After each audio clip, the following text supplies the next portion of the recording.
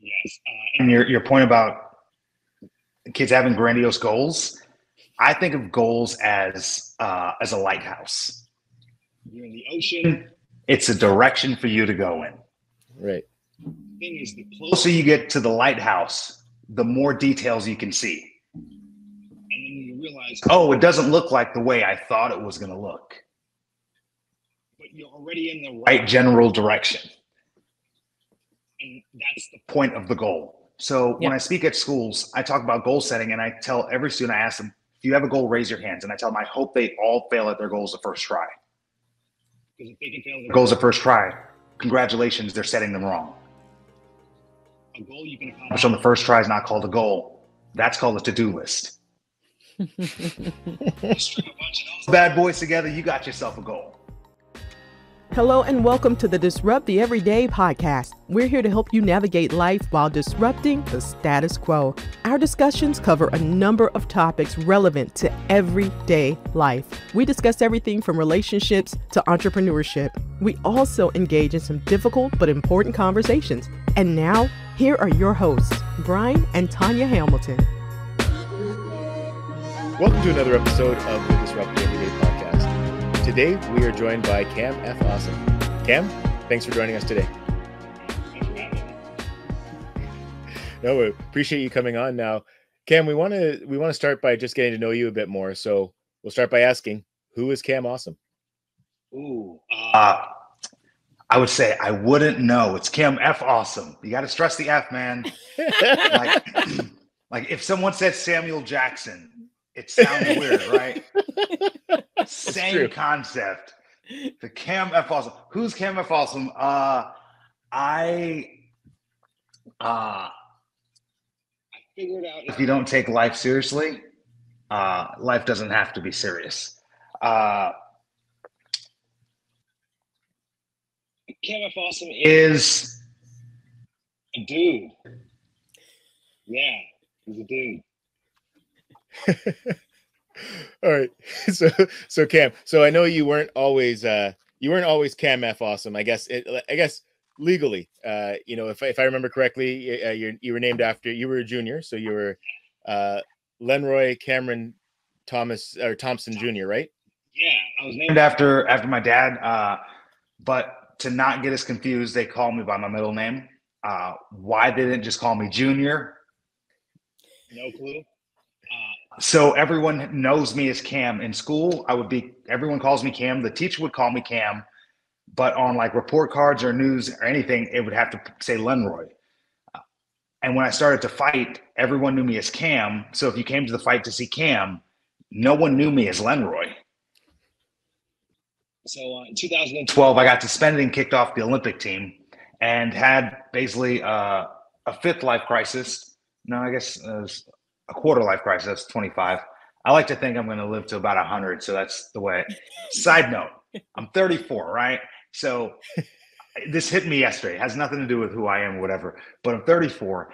And I thought about it like 34 is like my whole life. That's been a long time. It's been literally a lifetime.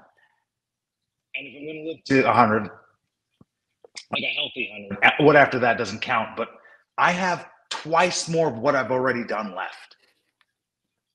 How crazy is that? That's just revelation I had. Anyway, what was I talking about before? So people would come to watch you fight. No one knew who Lenroy was. Yeah, so I decided during my year suspension, I decided to reinvent myself and symbolically kill off the old me. And when I returned to boxing, I was going to change my name because no one knew who Lenroy was anyway. And I was going to change my first name to Cam. And I thought about it. And I was like, I'm going to change my first name to Cam. I should let my last name be something awesome. And I thought long and hard about all the things that it could be. And the best solution I came up with was Fawsome, which some may deem inappropriate. So I changed my middle name to just the letter F and my last name to Awesome. As a face tattoo. Because what a face tattoo symbolizes is I'm committed to whatever I'm doing now. And I figured if I change my last name to Awesome, I have to commit to being this positive person that I promised myself that I would be. And it would force me to reintroduce myself to everyone, because I might know them, but they no longer know me because I'm a new me. I changed my name. And I did it on my half birthday so I can celebrate both. On August 16th, we mourn the death of Lenroy Thompson. And February 16th, we celebrate the birth of Cam F. Awesome. I accept gifts, Venmo, and PayPal on both. But when I changed my name, I did it for the idea of believing in myself, because no one's going to believe in you until you believe in yourself, right? Here's the problem, though. Society doesn't allow us to believe in ourselves. Culture. Because a lot of times when we want to believe in ourselves, we look for external validation. Like, is it okay for me to be confident? And I figured out why. And confidence is just what you think of yourself. It's what you think other people think of you. So I'm not what I think I am. I'm not what you think I am. I'm what you think I am. I think I butchered that. But I walked to school. My senior year in high school, I had to walk 6 miles to the boxing gym every day. And it would take me about 3 hours. And I didn't have like the money to put batteries in my MP3 player. And this is before music was on phones. So I just made up stories in my head. And if I'm going to be the author of a story, I'm going to be the protagonist of the story. So I was kicking butt in all these stories in my head. And like I was beating everybody up. Everyone was afraid to fight me. I was the champion. All the girls wanted me. These were my values back then. Do not judge me. Now, I basically thought those things for 3 hours a day, 5 days a week. For 15 hours a week, it was obsessive. I just thought highly of myself. And I realized when I started to fight, I basically did 3 hours of positive affirmations before going to the gym. And I got cocky. It was the first time in my life I ever became this super it was more on arrogant side. But when I got suspended and I got kicked off the Olympic team for not filling out paperwork, I left the country to fight in a tournament, and they showed up to the U.S. my home here in Kansas City to give me a random drug test, and I wasn't there. Missed drug test is a positive drug test. I'm not saying it wasn't. It's not a real offense, but it just so happened to be after Lance Armstrong went on Oprah. They made an example out of a few athletes. I happen to be one of them. But I was very depressed during this year. And when I returned to boxing, it was hard for me to get back into the gym. I would work out for a few days and I would fall off. And I would get back into it and I would fall off. And I was getting so angry at myself and I couldn't figure out why I couldn't get over this hump.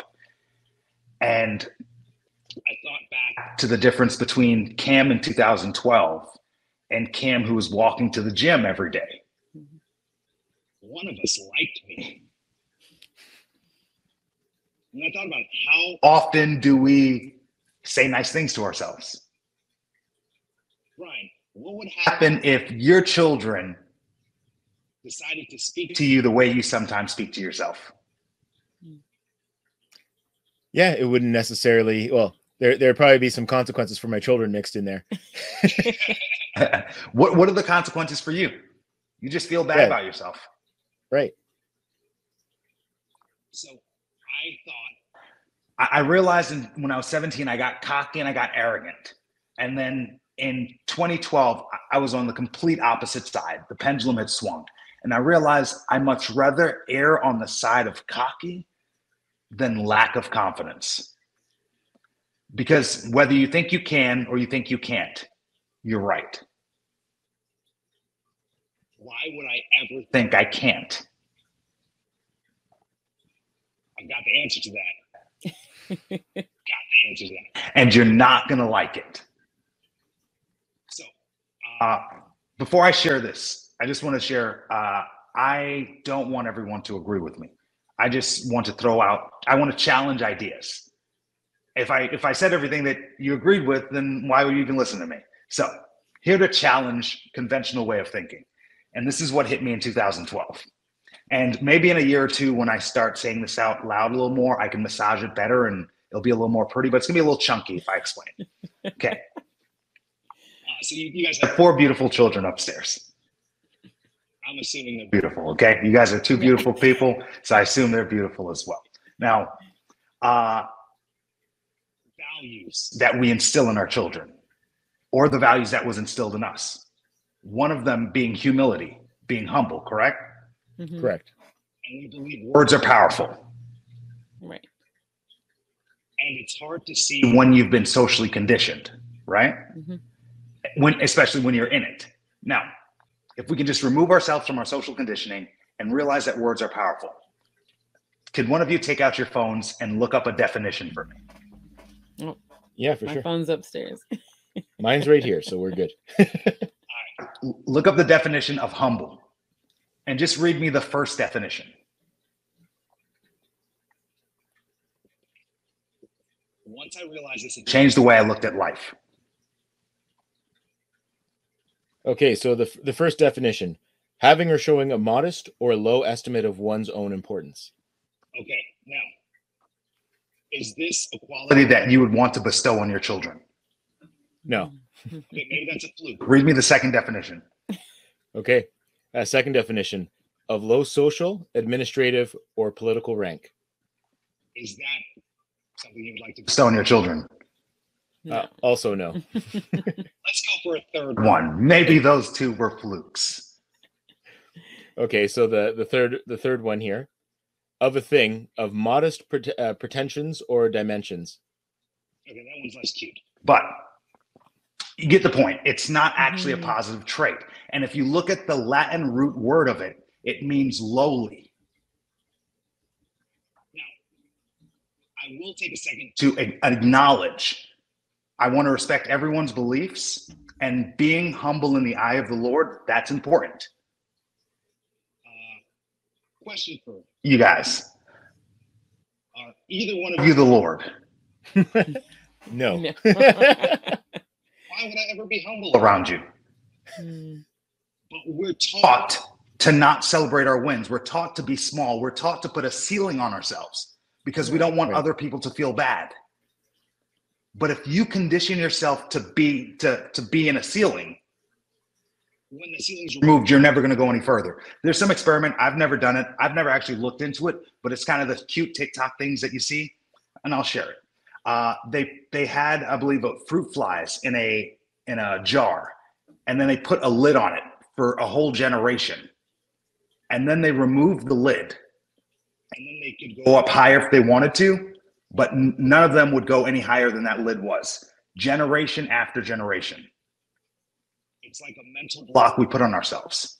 Right. So, and if if it's true that you'll never be more successful than you expect to be, and whether you think you can or you think you can't, you're right. Wouldn't it be more powerful to actually err on the side of arrogance? And actually, I take that last statement back. What do you think the opposite of humble is? Yeah, I would say arrogant. Cocky. What if it was confidence?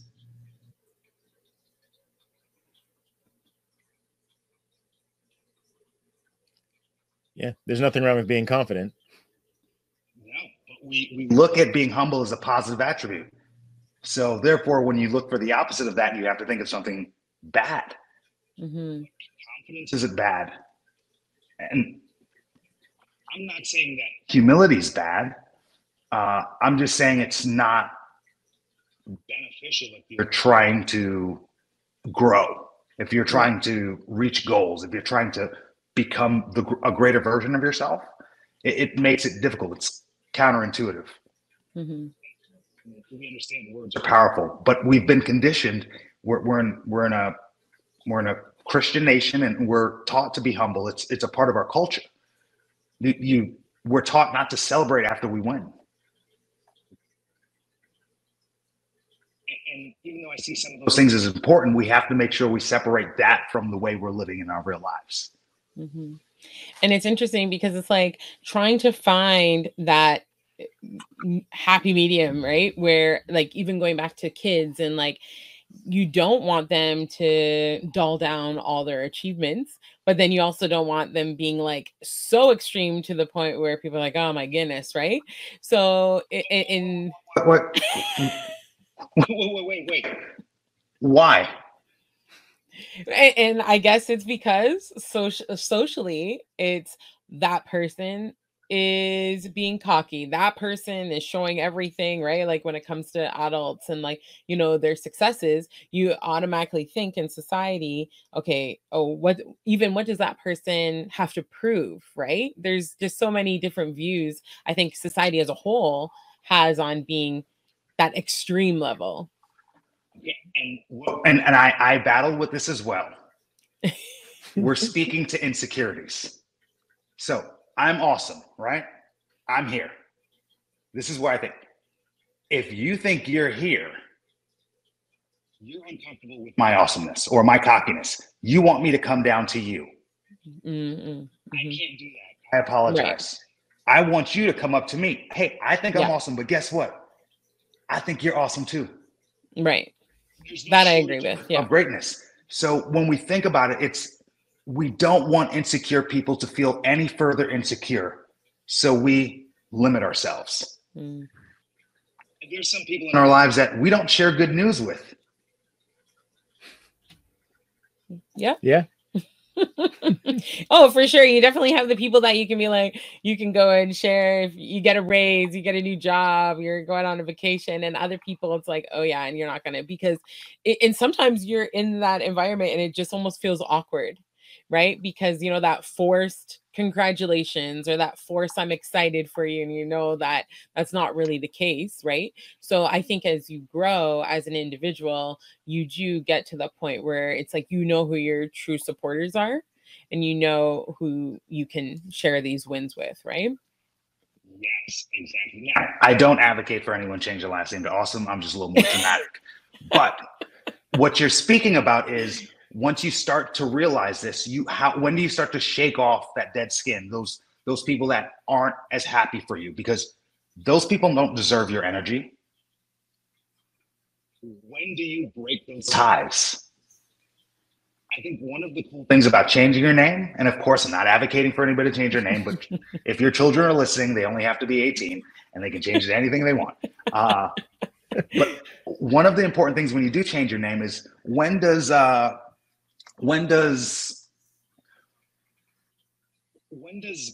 Brian's uncle stop treating him like 17-year-old Brian and start treating you like a grown man? When does that happen? You hope as time goes and you're 18, 19, 20, right? As you evolve, I guess you could say. Every other culture besides here in the States has a ceremony process. Mexicans have the quinceañera. It's a beautiful, right. And the ceremony says, hey, let's not throw her in the pool anymore. Okay. She might have her period. Like, this is, you get treated differently. We don't have anything in our culture to symbolize that. Right. So at some point, like, when do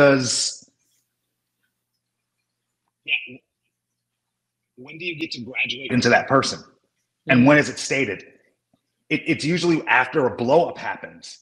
And then that person like, ooh, okay, I guess we can't talk to you like that no more. So I think when you change your name, and it doesn't have to be awesome,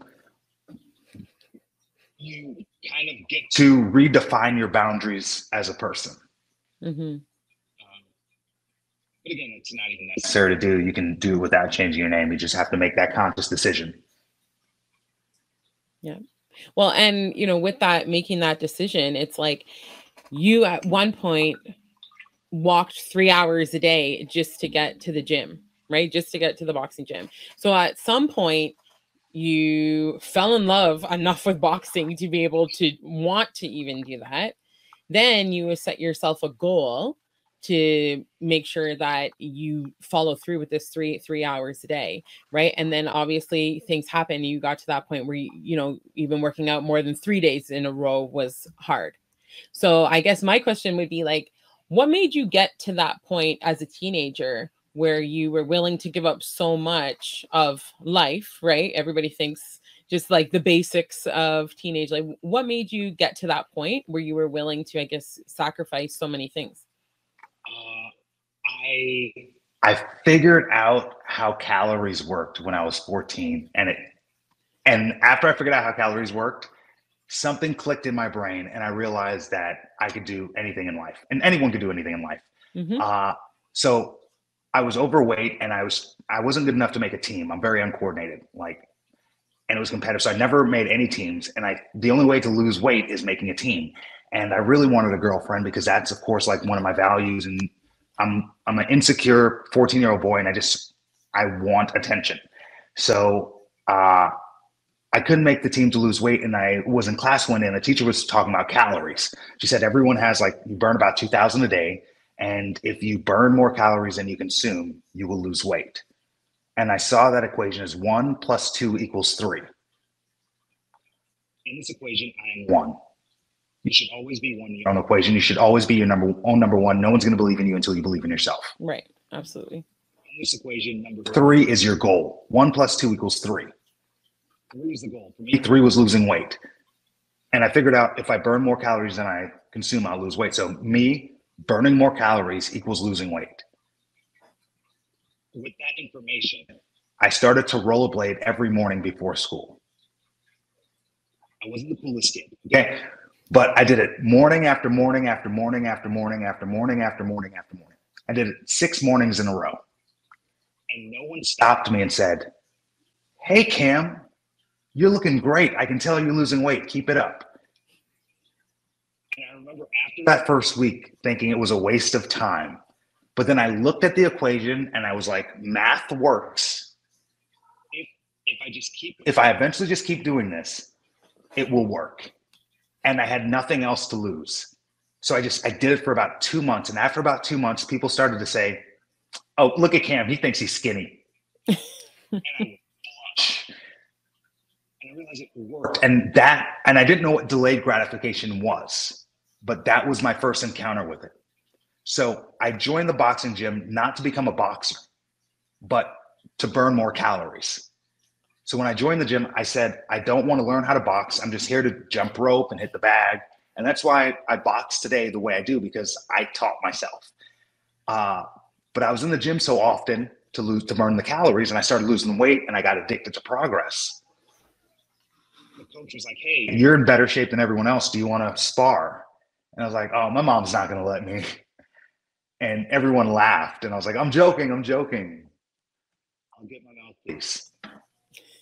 And I was so afraid to get hit that I came up with a new equation.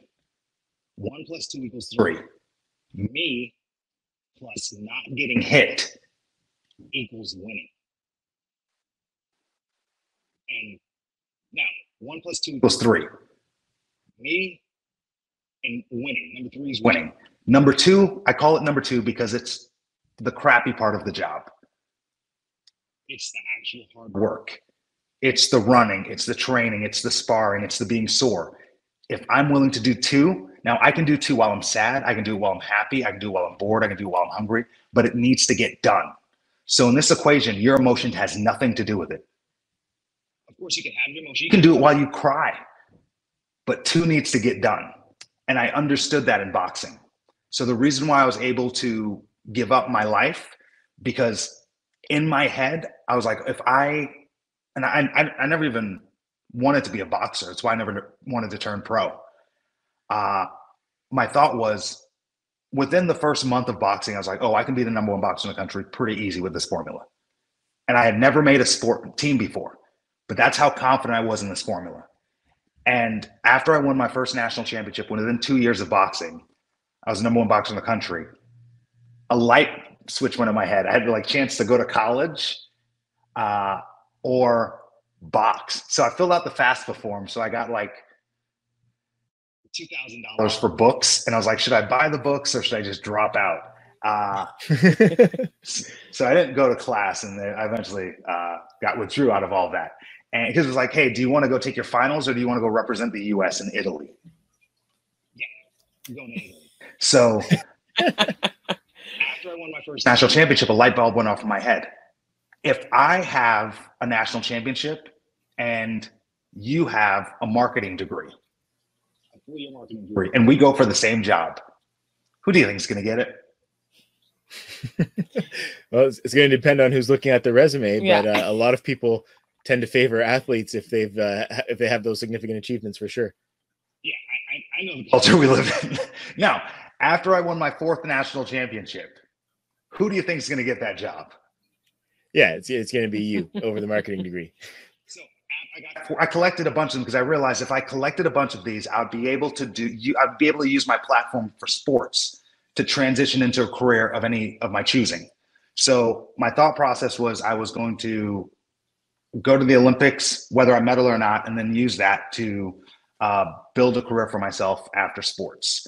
And I was going to do that through stand-up comedy and performing, and I wanted to go that route.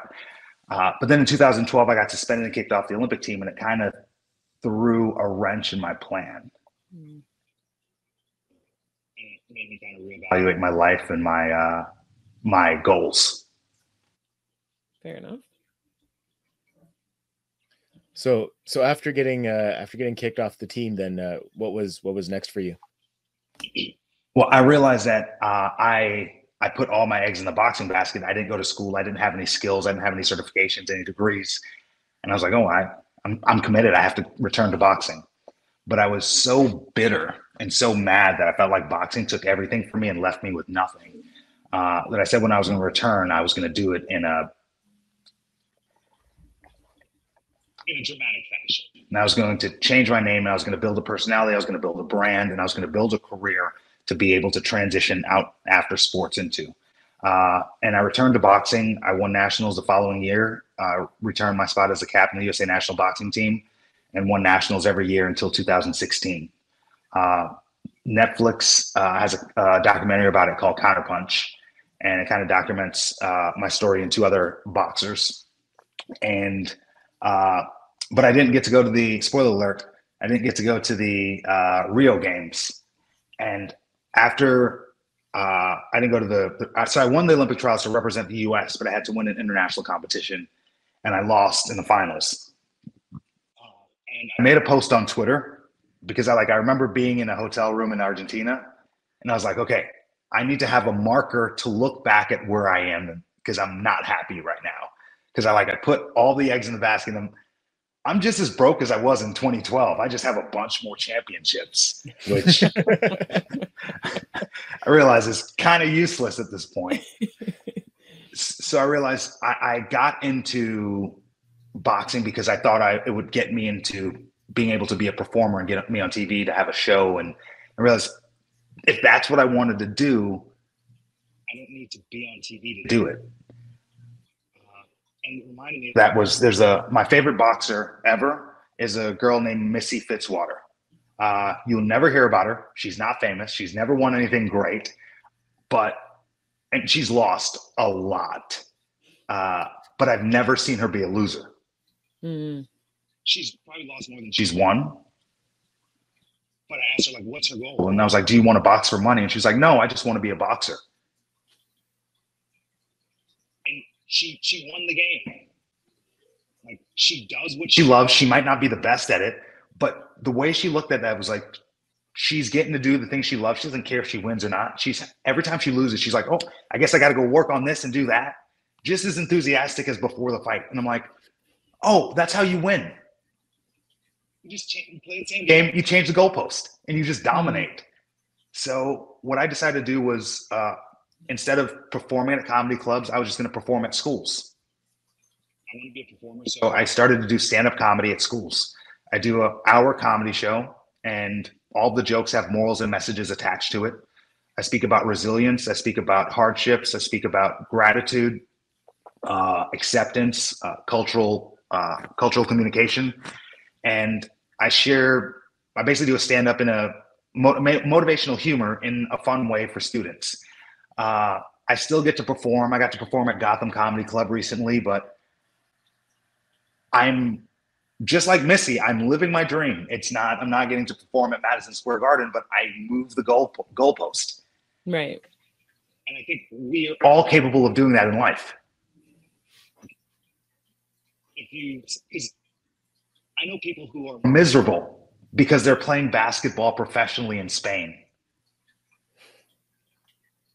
If you took a 16-year-old and said, hey, would you be happy to get paid money to not actually have to go to a cubicle and work a 9 to 5, but to play basketball in another internationally. You'll be a superstar. People will have jerseys with your name on it. And because you're from America, you're going to be the superstar of the team. Wouldn't that be a dream? Of course it would. Until you think, well, LeBron James gets to play in the United States. Yeah. And then we start comparing ourselves to other people. Right. And that's the biggest issue I see with social media. Mm-hmm.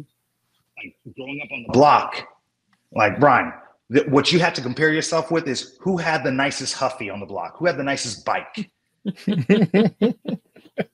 comparison. And you can rank yourself, and you can say, okay, maybe I got the third nicest bike, but I got a Super Nintendo. Yeah. When you're kids, those are your values, and then those are your comparisons. But then if you get on social media and you see what Kim Kardashian has, your PlayStation 5 ain't that hot anymore. And if you're brought up in a society where you're constantly comparing yourself to people with so much that's almost unattainable, then you've actually moved in the goalpost in the opposite direction. Mm-hmm. So in regards to that, I want to just talk about, the person that plays in Argentina and not in the NBA, right? As parents, and lots of parents listening and stuff like that, our kids all have these grandiose dreams, and it's great, right? But I think sometimes it's not only just feeding into what they think, but all the steps that they would have to work to get there, and knowing that, like, if you want to play in the NBA, the NFL, if you want to get your own record deal, music contract, all that, like, it may not look like what you think it's going to look like. Oh yeah, definitely. Right. And a lot of parents don't want to like dull their kids' dreams, but like, come on guys, let's be real. Right. And it's the same thing I say to the kids all the time, but also letting them know there's other options out there. Right. Well, like to Cam's point, like when you're looking at things on social media, you're only seeing the good, right? People aren't posting their L's on social media. Right. So when you're looking at the life that athlete or that celebrity is leading, you don't see that they don't have privacy. They have to take security everywhere they go. And, they're spending a lot of money on all this, that $200 million contract they sign, they're going to see half of that's going to go to taxes. And so there's all those things too that we don't consider. Mm-hmm. Yes.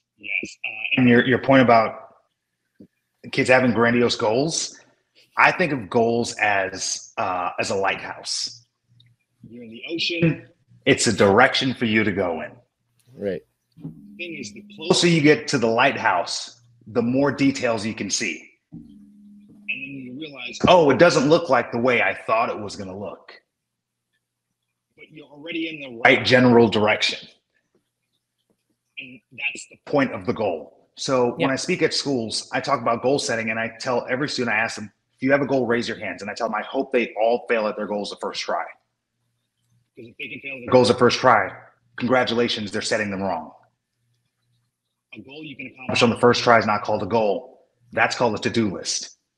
You string a bunch of those bad boys together, you got yourself a goal. So like my goal was the Olympics. Within 2 years, I qualified for the 2008 Olympic trials. I lost. Kept boxing, won the 2012 Olympic trials, got suspended. Kept boxing, won the 2016 Olympic trials, lost in the finals and didn't get to go to Rio. Won the 2020 Olympic trials, pandemic happened, didn't get to go.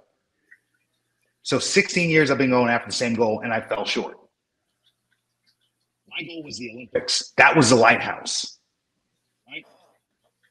I'm happy about the journey on the way to the lighthouse. Right. And on my way there, I've won more national championships than anybody else in the sport. I've got more wins than any other boxers. But if that was my goal, I probably wouldn't have gotten it.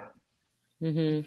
So, set ridiculous goals. You shouldn't I love that kids have grandiose goals because eventually, as you get closer to the goal, you'll start to recalibrate where you are. But It's just a direction for you to go in. Have you guys read The Four Agreements? No. It's a great book. It doesn't explain it like this, but this is the way I explain it. When you're a kid, you're basically tofu. You're bland. And then your parents, and society puts seasoning on you. That's your expectations. So when you hear a 4-year-old say, I want to be a doctor, they don't even know what a doctor does. They want to make their parents happy. Now, when does that stop? And then before you know it, that's a 13-year-old who's studying because they're going to be a doctor. And then when they become 27 and they finally become a doctor, like, Dad, guess what? I'm a doctor. And Dad's like, I don't care. I just love you for you. And then that adult realizes they have a lifetime of debt in a career that they don't love. And then they're miserable. What do you do at that point? Do you acknowledge it? Yeah, I would say. Oh, and I would say, yeah, because I mean, like, you're there at that point. You gotta deal with. You can acknowledge it, or you can start paying off your student loan debts, right? Yeah, but at that point, you realize you've been chasing something that wasn't yours. So I think when a child has that grandiose goal, let's say they want to be a gamer, right? They want to be the best gamer ever. They want to be Michael Jordan of gamers. I wish I could name it, but I don't know about gaming. I'm sure there's someone, right? And he's loaded, and he's 12, and he curses at people online. No, but like, there's a kid who thinks, oh, I want to be that kid. I want to be that gamer, the best gamer in the world. And then that kid needs to learn more about gaming. He needs to immerse himself in gaming magazines, following these posts, learning about all the stuff that I don't even know the name right now. And then he's going to start to realize where his spot in the whole hierarchy of it is. Is he going to be a gaming developer, a designer? Because you're going to need to have a job to get yourself further into the industry until you become that video game person. Now, at probably 27, 28 or something, he's going to fall in love, or she's going to fall in love and decide to, hey, this is where I want to stop. I want to stop chasing the lighthouse. I'm cool with the money I'm making now in my family. And they're actually doing their dream. They're in the video game world. Maybe they're not the Michael Jordan, but they got close enough to the lighthouse. Right. How close are we to our lighthouses? Mm-hmm. I don't even know what we're supposed to be talking about today. I'm sorry. I just feel like I'm rambling. No. I think it's all being good. Well, and that was my question, right? Like, just in regards to parenting and like directing and, you know, sort of just helping our kids in regards to like the goals that they set. But the next thing I wanted to just get your insight from, because you said when you go to schools, you speak about gratitude and like resiliency and stuff like that. So for, you know, us parents who are checking this episode out, I would love to hear what you say to these students in regards to like using gratitude to fuel resilience in their lives. Caveat before we go any further. I think it's an important part for me to mention, because I know when I speak, it comes off as very confident and I know exactly what I'm speaking about. But I want to make it clear, I'm not a parent. Take all of this advice with many grains of salt. There's a lot of sodium that's coming with this information. Oh, man. It's amazing. That in there. Now, the idea of gratitude. So I started to read, I'm starting to read books, right? And I had this thought, because I was reading all these books and I realized I do what everyone else does. You read someone's book because you value their opinion. You want to know their perspective. You especially self-help books, you're literally trying to change. And you respect someone enough to buy their book. I go to the library, but you'd probably buy their book. And you read the first chapter, and at the end of the chapter of this person that you respect and admire, that person tells you, do this simple action. Don't turn the page until you do this action. Then what do? Well, you turn the page. You're like, oh, yeah, see you later. Keep going, yeah. Most people will not take the action. So all of life's secrets are in books. The secrets of success are in books. So once that dawned on me, I said, the next book I read, I'm going to do everything this book says. Just an experiment. It was the pandemic. I had time. So the book I read was Napoleon Hill's Think and Grow Rich. Right. A little woo-woo for me. A little woo-woo. Because I found myself with Post-it notes all over my house. I'm in the shower repeating mantras. Like, I took this to heart because, again, the pandemic, your boy had time. And it worked. It worked. I was doing Robinhood, like that app, and I bought Dogecoin a long time ago. Like, money started to come. So the idea of the book is, if you think about money, money will come to you, right? In different forms that you would never have expected. And it worked. And I figured, if I can do this with money, can I do it with happiness? So it was during the pandemic. I wasn't the happiest I've been. So I decided, probably going to share too much, but I've got socks that say positive affirmations on them, right? This lady started a company called Notes to Self, and she puts positive affirmation on underwear because your brain's more receptive to affirmations first thing in the morning. So I realized, what's the first thing we do in the morning? We check our phones. And every time I get on Twitter, it's like someone that I grew up loving is dead. It's like people die every day nowadays. Oh, people have always died every day. It's just now that we have phones, we're able to be aware of it, and then it makes us sad. Right. So if the news works, if it bleeds, it leads, and timeline works, the worst gets shown first.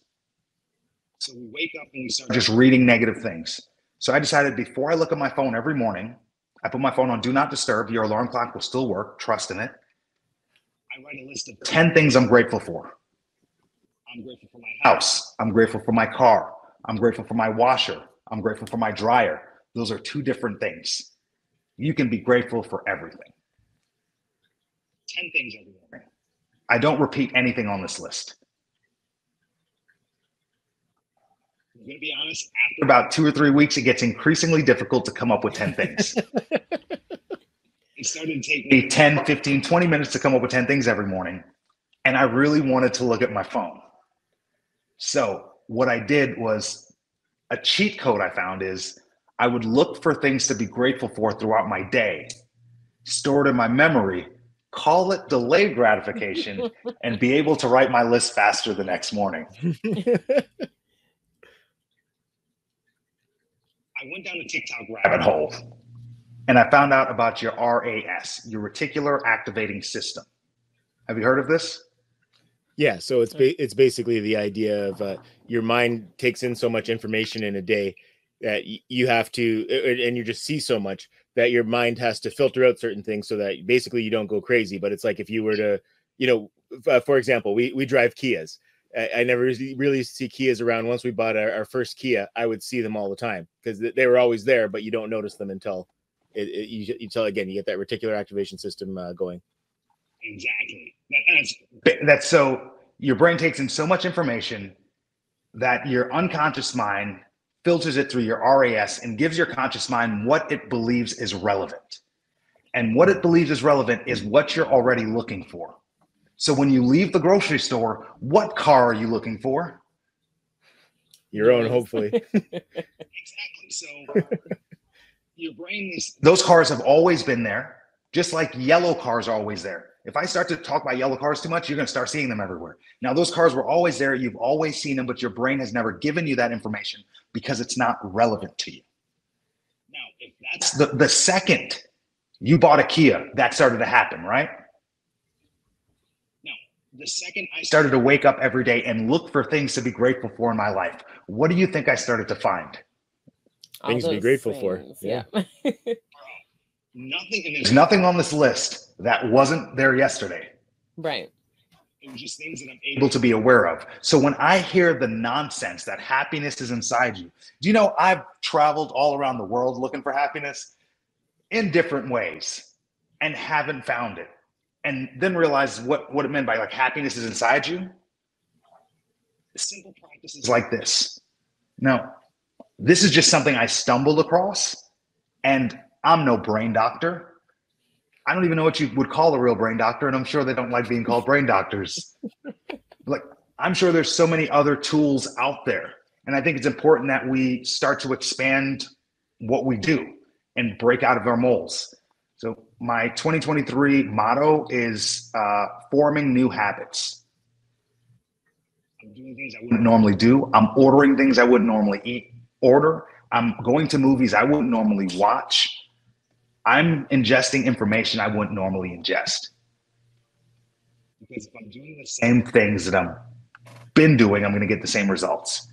Mm-hmm. And the greater of a change I can endure, the greater of a change I'll see in my life. Mm-hmm. Fair enough. And I think too, like with that, and going back to the resilience piece, is we all know that hard times are going to come, right? And especially for young kids, for teenagers, if they've never dealt with the hard times, then when it comes, it's like a slap across the face and they don't know how to deal. Right. And then that's when you may start dealing with like mental health that comes on and all that kind of stuff. But, you know, definitely that being grateful and having that to fall back on, that, like, you know what, this is a season in your life, you know, it's going to get better. You just got to keep moving, right? Like all the things that we say, and as adults, you know, we know, some of us haven't had to grasp it yet, but I'm just thinking for children and for teenagers, especially, right? Like, it's that resilience thing. A lot of people just fold, doesn't matter what age. Yeah, and I don't think it's addressed. And Ron brought up a good point. Like what you see on social media is all the success. Mm-hmm. Like there's something magical that happens when someone becomes successful. We forget about all their failures. So what I talk about at schools is I show students my journey. Like I didn't have a ride to the gym. Like it was 6 miles. I had the option to not go, mm-hmm. and everyone would understand. I wouldn't have seemed like a quitter if I decided not to walk 6 miles. It's very understandable. But there's going to be at some point in your life where it's time for you to reach your goal. Whether you're a student, whether you're a teenager, whether you're an adult, and you're going to have to walk your 6 miles of some sort. That might mean working an extra shift 3 or 4 times a week. That might mean taking an extra job. That might mean doing something you don't feel comfortable doing, but you have to do to get to your goal. I don't want to walk 6 miles, but I understood if I walked 6 miles, I would get good at boxing. And if I got good at boxing, it would be able to grant me the freedom. And one of my values is freedom. And I don't think we speak enough about values. Because I've spent the last week being conscious of my feelings, and like if something bothers me, like I was late to a meeting. It was a noon meeting, and I had to text her. I was like, "Hey, I'll be there at 12:10. My apologies." And she's like, "No biggie. I'm no rush." And I got there at like 12:05, but still my heart was racing. I hate being late. And I realized, punctuality is one of my values because I like my time respected. Right. So I want to respect other people's time. Now, if someone isn't respecting my time, one of my values aren't being met, and then I'm not happy. Now, if you were late to our meeting, and I never told you that you're, I guess, breaking one of my values, how are you going to know that? But I'm mad at you. And a lot of us haven't even taken the time to define our values. And I say a lot of us, I'm talking about me. I'm literally writing down all of my values right now. And I'm realizing like more about who I am. Now, one thing, and this is kind of random, but I've been thinking about this since the start of the show. What was your parents' initial reaction, Lenroy Sr., to you changing your name? They didn't click like on Facebook. They didn't like it, love it, anything. You gotta ask for forgiveness and not permission. You don't ask for something like that. You let them see it change on Facebook, and you get a phone call.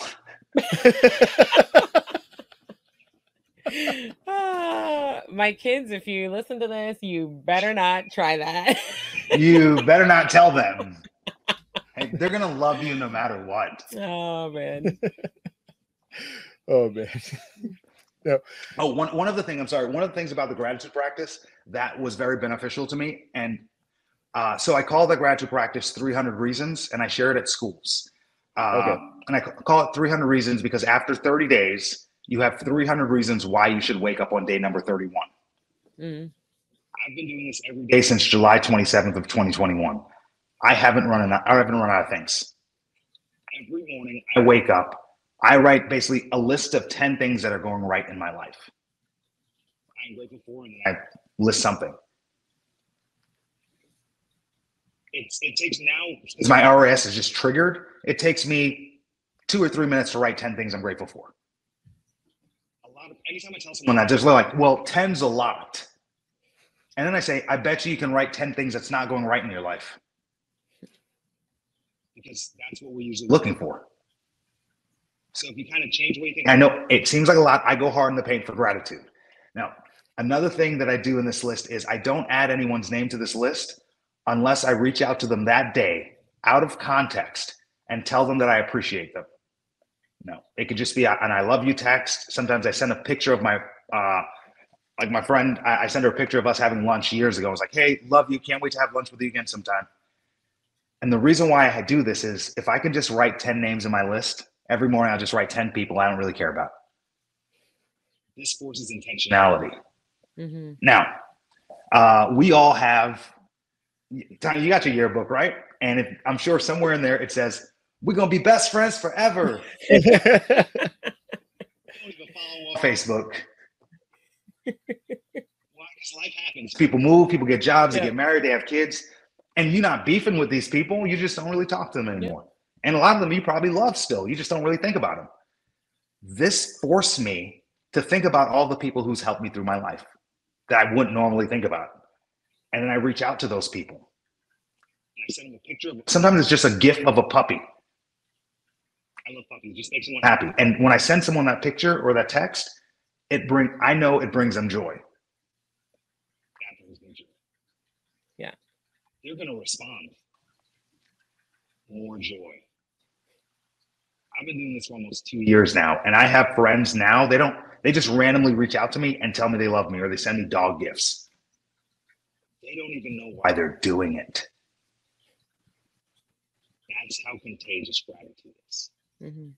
So that's one of the practices that I share with the students. And I don't think just students should do this. I think adults should do this. I think parents should do this. Parents should do this with their children. They should normalize it. Mm-hmm. I see some parents are just imprints. The social media issue.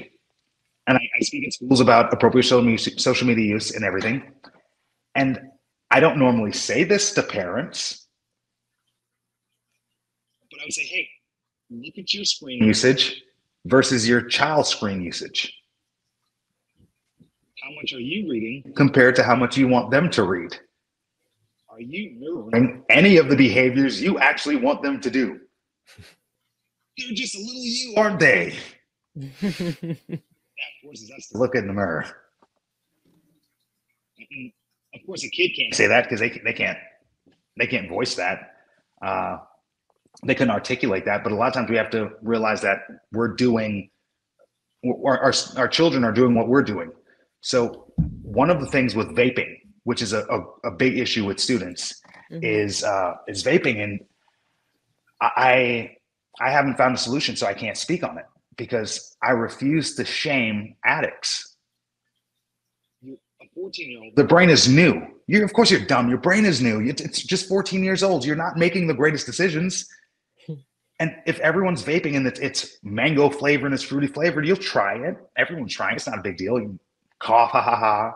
And then whenever you do it once every 3 weeks, it's not a big deal. You don't even really like to do it, but the flavor's not that bad. And then it's once every 2 weeks. And then you make the football team and everyone on the football team is doing it. And then you start doing it. And then you realize, oh, actually, I don't like this. It's kind of gross. And now I learned about the negative habit, the negative side effects to it. I don't want to do this. Mm-hmm. But I don't know how to stop. Maybe I should ask my parents. Oh, all they say is don't do drugs. Well, we can't have that conversation anymore, can we? So now I guess I'm back to vaping. And I can't do it at home, so I do it at school. And I get caught doing it at school. They call my parents. I'm in trouble. I'm grounded. I'm home for a week. Guess what I'm doing more of? Why is this the coping skill? Because look in our kitchens. It says it's wine o'clock somewhere. It's happy hour here. because when we're stressed out, we cope with substances.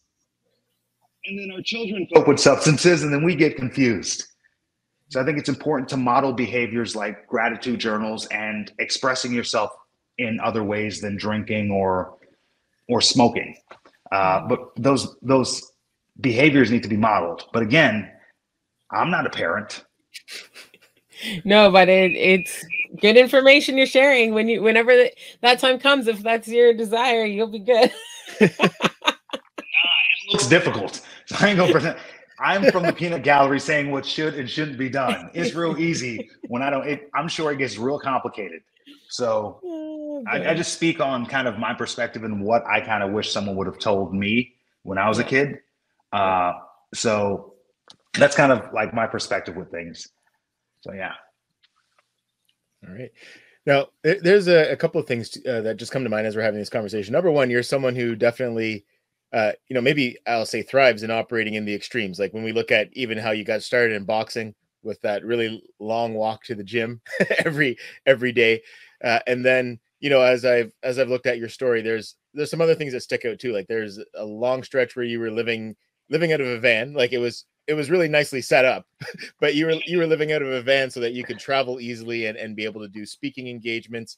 I guess it seems like this has always kind of been a thing for you. Like you don't have trouble embracing things that other people might scoff at or that are difficult.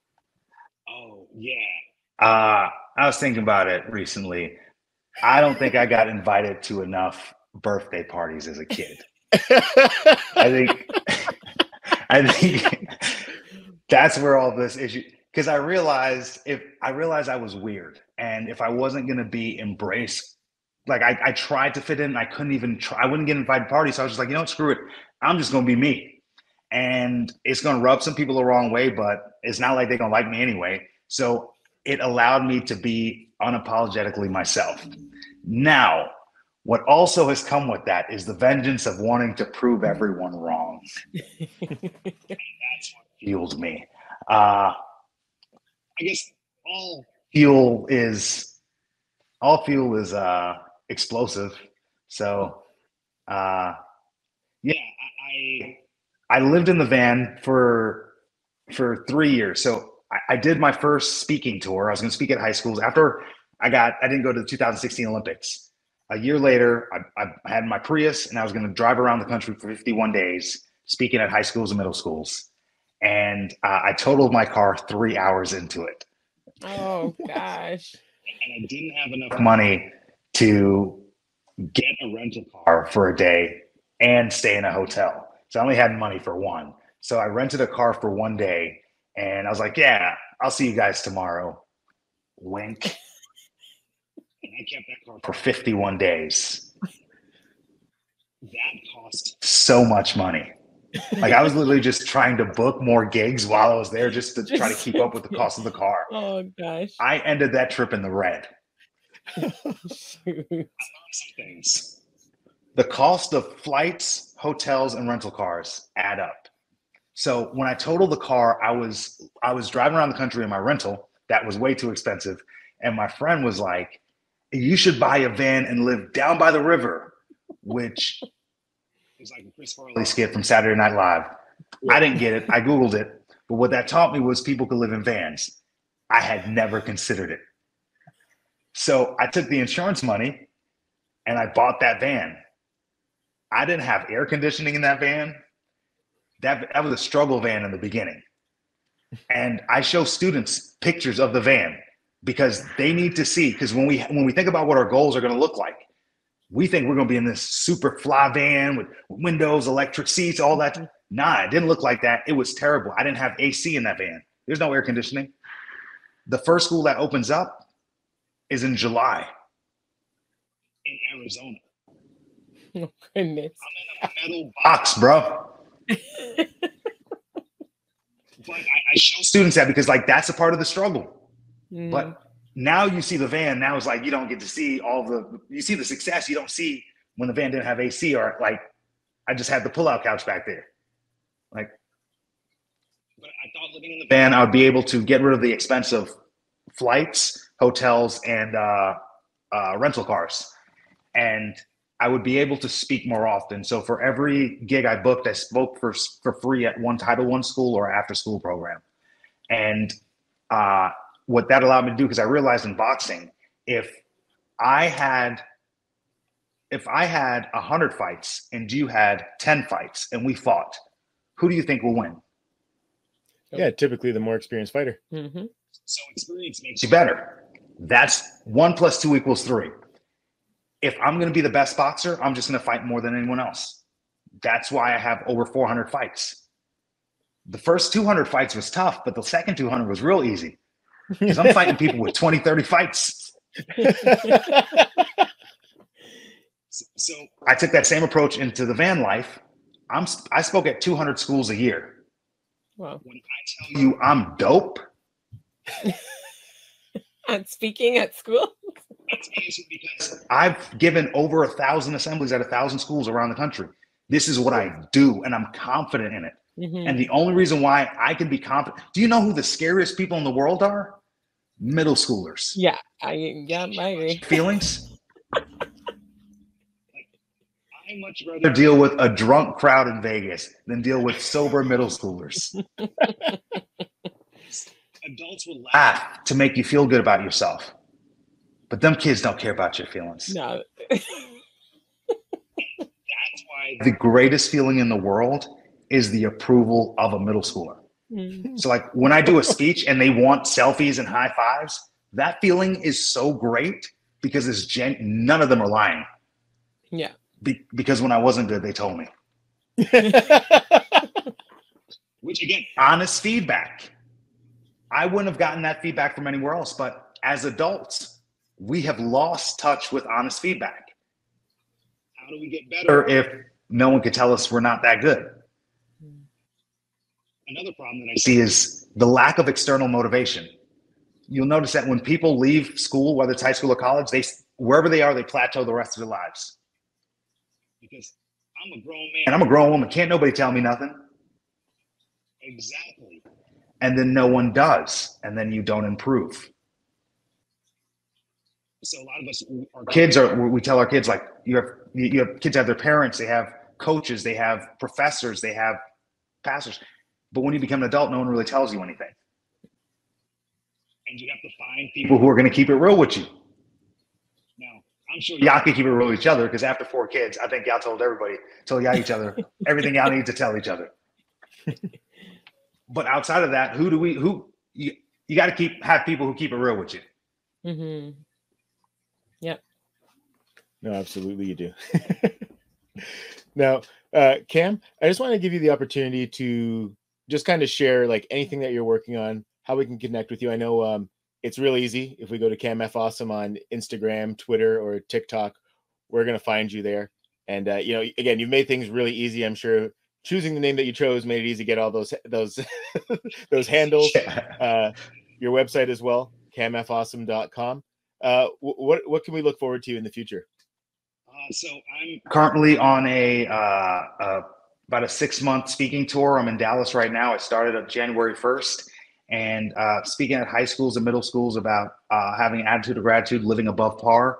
PAR stands for positivity, acceptance, and resilience. So basically do hour comedy shows at schools, school assemblies. I also lead professional development workshops, helping create better multicultural educators. As captain of the USA national boxing team, I had the honor and privilege of representing the U.S. in over 30 countries. And as captain, I would have to find out the do's and the don'ts of each country, then relay those lessons back to our teammates so we don't make ourselves look like idiots. After doing this for 15 years, you could assume I've learned a lot about cultural communication.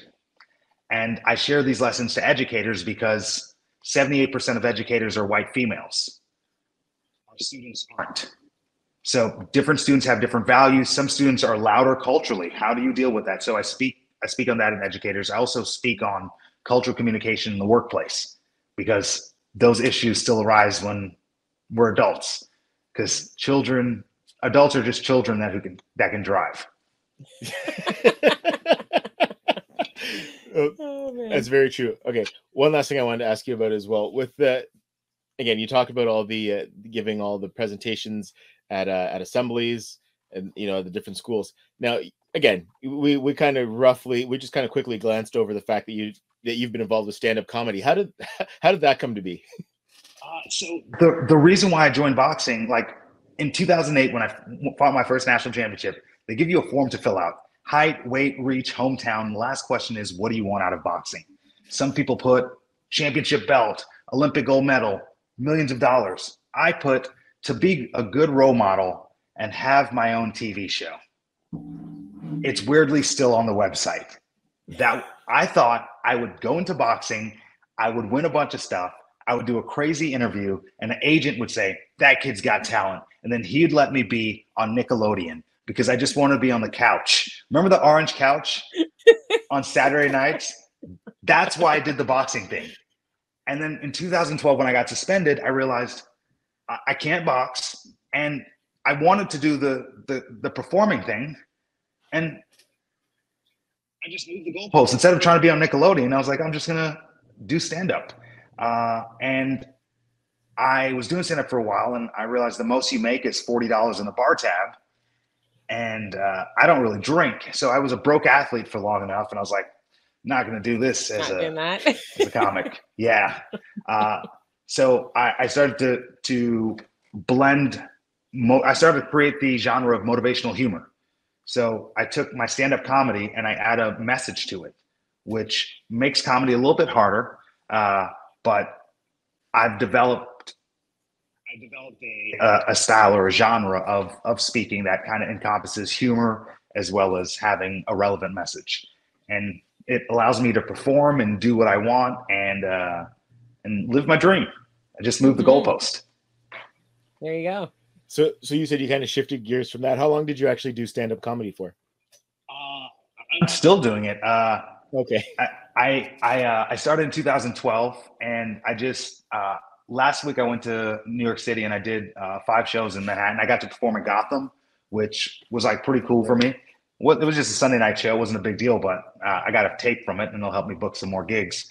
But my goal with comedy is I don't care about making money. I don't care about being famous. I don't care that anyone even knows that I do it. I just want to perform at small clubs in front of a few people. That's the dream. And then I still do my speaking, but yeah. Awesome. Well, Cam, I appreciate you taking the time today and really, I guess, indulging our interest to kind of go all over the place, because that was kind of what we did with this conversation. There's a lot of things I wanted to ask you about, and I hit on. I think we covered a lot of them, yeah. we kind of went all over the place with it. So sorry for that. I'm sorry for that. I ramble sometimes. Yeah. Oh no, you're good. You're good. So Cam, thanks for taking the time, and for everyone who watched or listened to this, thank you for letting us disrupt your everyday. Thanks for listening to the Disrupt the Everyday podcast. For more ways to listen, connect with us on social media. To be a guest or to partner with us, check out our link tree at Disrupt the Everyday. Join us next time for more ways to disrupt the everyday.